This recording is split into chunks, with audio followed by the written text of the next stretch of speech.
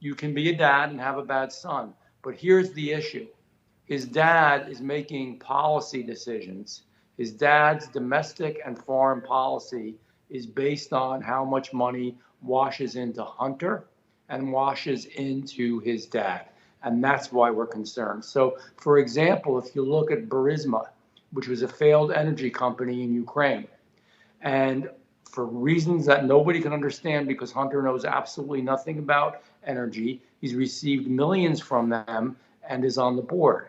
Originally, his dad, Joe Biden, said that he was never in on conversations, didn't know what Hunter did with businesses. Now we obviously have proof, and even Joe will say, yeah, I was on the conversations, but I was only talking about the weather. I didn't know he was a meteorologist. But anyhow, obviously that's just stupid. So the bottom line is, just for an example, how it affects foreign policy. In one of those conversations, Burisma was complaining that Viktor Shokin, who was a prosecutor in Ukraine, was going after them because they were corrupt, and they were corrupt. There's a lot of corruption in Ukraine.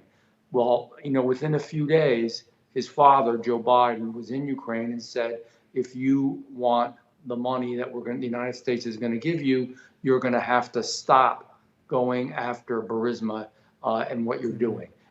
They, of course, had the prosecutor infamously fired and all the investigation stopped on Burisma. That's just one example. Yeah. The evidence mounting.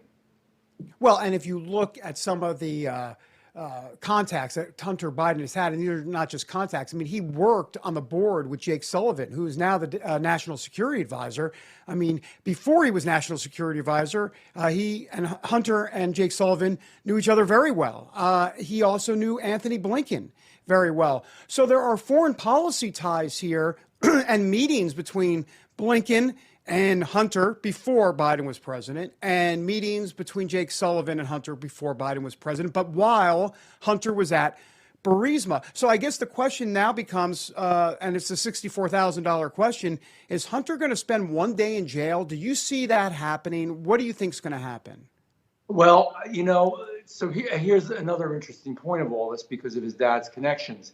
Originally, on these gun charges and on other charges and the tax charges, they were going to do a special plea deal. And if you don't think that in some way his dad's administration is involved with this, it was a plea deal like you've never seen before. Exonerate him for everything that he has done and everything that he may do.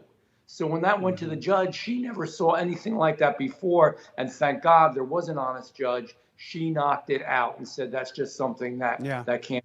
So now they're pressing charges against him. He should go to jail. I believe anything these days with this administration. But at this point, I think he is in trouble, and there's a real chance that he is going to be incarcerated. I'm sure they'll treat him like a king wherever he's in prison. But nevertheless, I think that there's a real possibility this is going to happen.